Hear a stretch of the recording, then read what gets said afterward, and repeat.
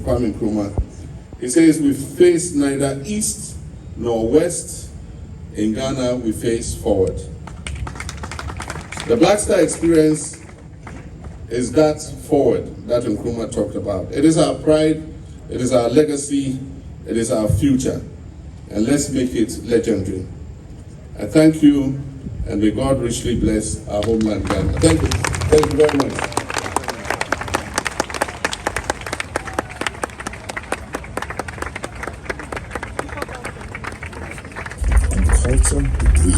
We will empower millions of young Ghanaians, particularly women, by unlocking opportunities in the creative and tourism industries. Nurturing will attract investment, will draw in global investment and forge new pathways for inclusive growth and prosperity by positioning Ghana as Africa's premier destination for cultural tourism and creative collaboration. Let it be known that the Black Star experience is not a one-off event. It is a 365-day celebration of Ghanaian ingenuity and excellence. And so here, we're not going to have one day where we say, today is the Black Star experience. It's a year long. There will be different components, and I'm going to come to that. And so the creative energy of our people will radiate daily from every region and every community. Imagine the majestic rhythms of the Hogechocho Festival in Anglo, the electrifying art of the Chaliwati Festival right here near the Black Star Square, the dazzling colors of Fitu Afashe in Cape Coast, broadcast to global audiences, the Odira festivals of Ekwapim and Ashanti, Abwachiri of the people of Efutu, Omowo of the people of Ga, and the Bugum festivals of the Dagon people. Kente weavers, imagine Kente weavers in Bongre are celebrated as national treasures. Kumawood and Gallywood filmmakers, dazzling international screens, global musical icons recording albums in studios across Accra to Takrady. Hollywood producers choose our castles and landscapes for their blockbuster movies, partnering with the private sector to build amusement centers, water parks, and cableways, domestic tourism that takes our people to different regions every month. Imagine tourists not simply visiting Ghana, but immersing themselves in our heritage, experiencing our stories, and returning home as cultural ambassadors of Ghana. That is what we call the Black Star experience. During the campaign of last year, 2024, I promised to launch this initiative as part of the 120-day compact of my administration with Ghanaians. Today, I stand here to deliver on that promise. But ladies and gentlemen, we're just getting started. Through our big push policy for infrastructure, we will commit significant investments into the tourism space. We will commit investments. So to our musicians, our designers, our chefs, our filmmakers, our writers, and our performance, I say this is your time.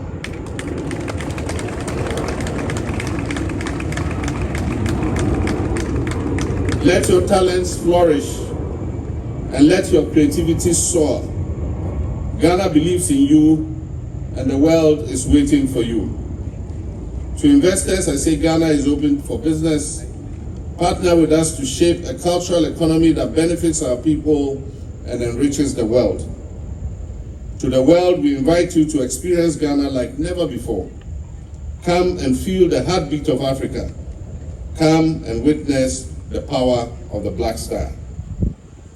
And yes, when we host the Ghana Fashion Week in July, it's going to be a full 7 days to spotlight our vibrant fashion industry. And this is the interesting one. I, your president, will proudly take to the catwalk.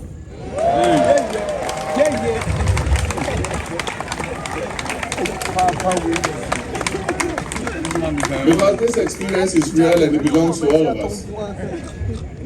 If you notice, I wear Made in Ghana clothes. This is my round neck. We popularly call it Jonathan, yeah? And then I have political suits, all sewn by Ghanaian designers. And even if you see me wear a suit, it is made in Ghana. And so on that day, I'm going to go into my wardrobe and I'm going to change 3 times. And I'm going to walk on the catwalk. And anytime I walk, I'll tell you which designer sewed that particular dress.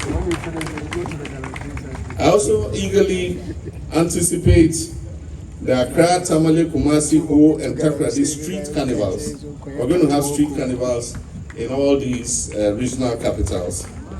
And the youth are going to come out, we're going to have masquerades, we're going to do all kinds of things. And then we're also going to have the Taste of Ghana food fairs, where we showcase our foods. You go to many African countries and they have just one food. In Ghana, we have the Agbelika clothes, we have the Trideshi, Ewokle, Fufu, and light soup, Tuozafi, Amutu and granite soup, Machi, which was the one that I like. Is Anno Domino, and AD represents after Christ. So we have 2 ages in all our history. We have before Christ, which is called BC, and then we have AD, which is after Christ. And so Anno Domino, the year of 1957, Ghana chalked a success, and this ark was built to commemorate that success. And when it was built, Kwame Nkrumah, together with his Pan-Africanist comrades, Marcus Garvey, W.E.B. Du Bois, and all of them, they envisaged the concept of the Black Star. Because in all our history, you look in the sky, you see a star shining. Because we are miles away, you can see it glitter. But when you go closer, it might not necessarily be white, it could be a different color. And so in all the commemoration of the stars in the sky, it was envisaged that Ghana, the first country to gain independence, was going to be the star of all of Black Africa, including the diaspora. And that is why Kwame Nkrumah talked about the Black Star, the African personality, and all that, to make us proud in our identity and who we were. In the last 8 years, attempts have been made to suppress the role Kwame Nkrumah played in gaining our independence. Indeed, people have said he's not the founder of our nation. Not he alone could have founded our nation. But however you try to suppress the name of Kwame Nkrumah, it has gone beyond our hands. Kwame Nkrumah is a worldwide icon, recognized by the whole world. Recently, I hosted the chairman of the Confederation of African Football, CAF, our brother from South Africa, Mosepe, Ghana gained independence. And he paraphrased what Kwame Nkrumah said on our Independence Day. I mean, for a country that had become independent, and we all were enjoying and joyful that we were the first nation to become independent, his thinking went beyond Ghana. And he said that, and this is what Mosepe told me, the independence of Ghana is meaningless. It means all the joy we're having is meaningless unless it is linked to the total liberation of the African continent. So that was Kwame Nkrumah for you. But the performances that we have seen here today, I remember as a young student growing up in Legon, we had our little drama studio. And our students in Legon, for their exams and their performances, had to choreograph a drama performance. And we, the students, used to go to the drama studio and pay to go and watch those performances. And they did very well, beautiful African performances.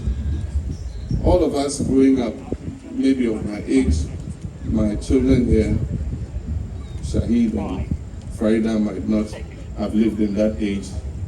I will remember those epic performances. The king must dance naked, and how we used to flock to go and watch it. In the chest of a woman, or was it in the bosom of a woman? Those of you who are my age, remind me if I make a mistake. In the chest of a woman. There was one called Jogolo. There was even Jakarta or something. I mean, and that was the golden age of dramatic performances in Ghana. And I remember we used to flock to go and watch those performances. There were even the ones that were the movie. And several, icons in the movie industry, some of whom are alive, some of whom are dead. And we lived through all that era, Gollywood, Kumawood. I remember I asked that they don't show foreign films on the presidential jet anymore, and that we should watch Ghanaian movies. And no, this was when I was president before, and I'm going to give the edit again. The plane is going for service. When it comes out, ask them to change all the repertoire and put Ghanaian movies. And I watched a very interesting one between Lil Wayne and I've forgotten his name. Our half-caste. Bamvika. When some armed robbers attacked him in conspiracy with his wife, and then Lil Wayne and his wife found him lying down. And the wife said, "Oh, armed robbers." And Agyapong and Lil Wayne said, "Debi obroni ofi play with the top of."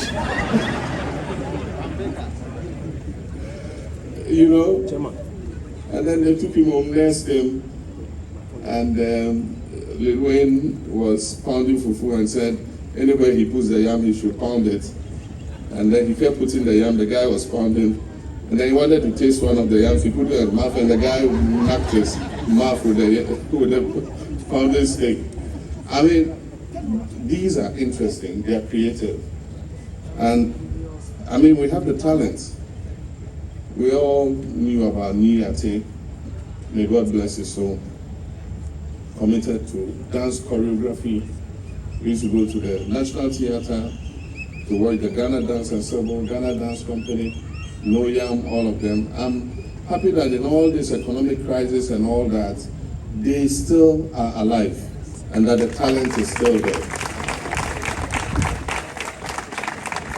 And I hear even though Niate is gone, his son has taken over and is doing fantastic creative work. And it just lets us know that the talent is there and we must continue to nurture it. I mean, we watched the palm wine music and I asked if the king of palm wine music was still alive, our Agyapong, and I hear he's alive. He's a man we must honor before he passes.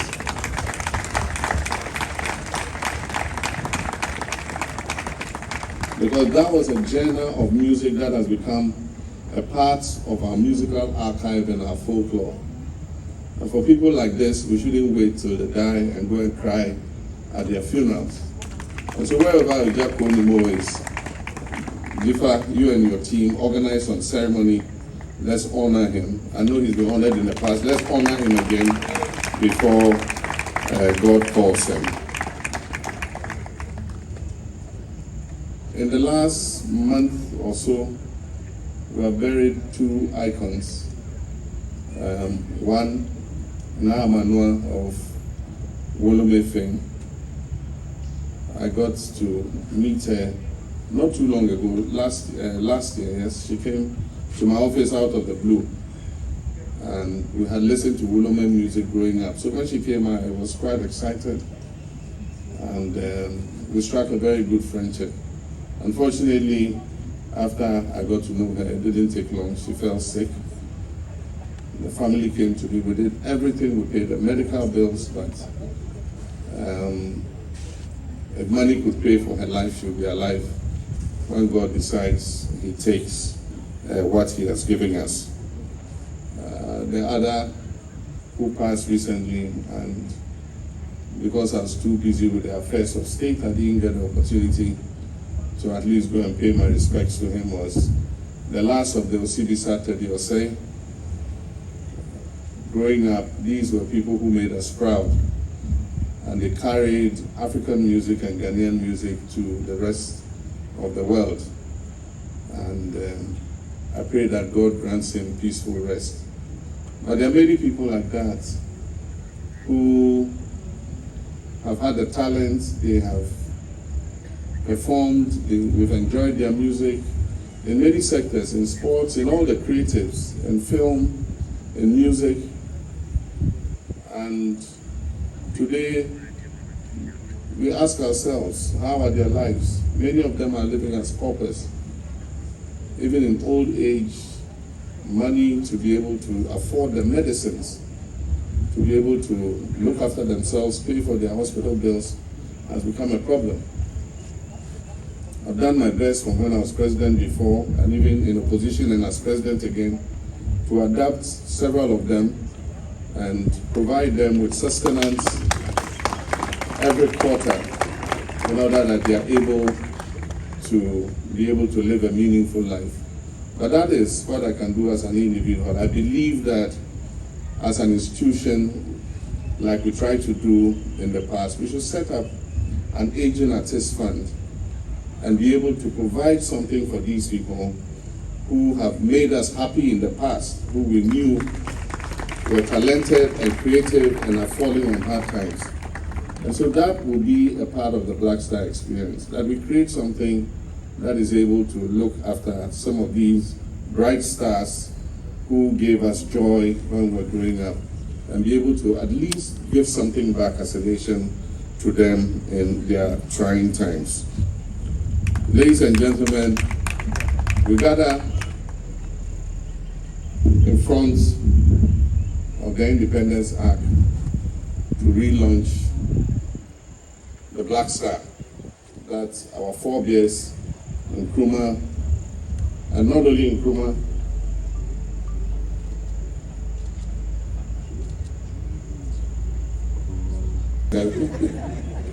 we gather before the Independence Arc to rededicate ourselves to the concept of the Black Star, and that Ghana, as the first Black African nation south of the Sahara to gain independence, we want to recapture what Ghana meant at the time to the rest of Africa.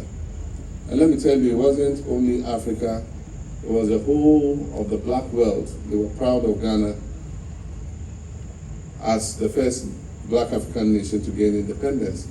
And there's something that happened on the day President Nixon, came to Ghana during the independence. He was not president at the time. But while they were jubilating at Ghana's independence, there was this black guy who was so happy and, dancing and jumping all over the place. And President Nixon asked him, how does it feel to be independent? And he says, I don't know, because I'm an American, we're not liberated yet. And at that time, blacks in America did not have the vote. Black people did not vote in elections in America. And at the time, Americans were fighting their civil rights movement to give black people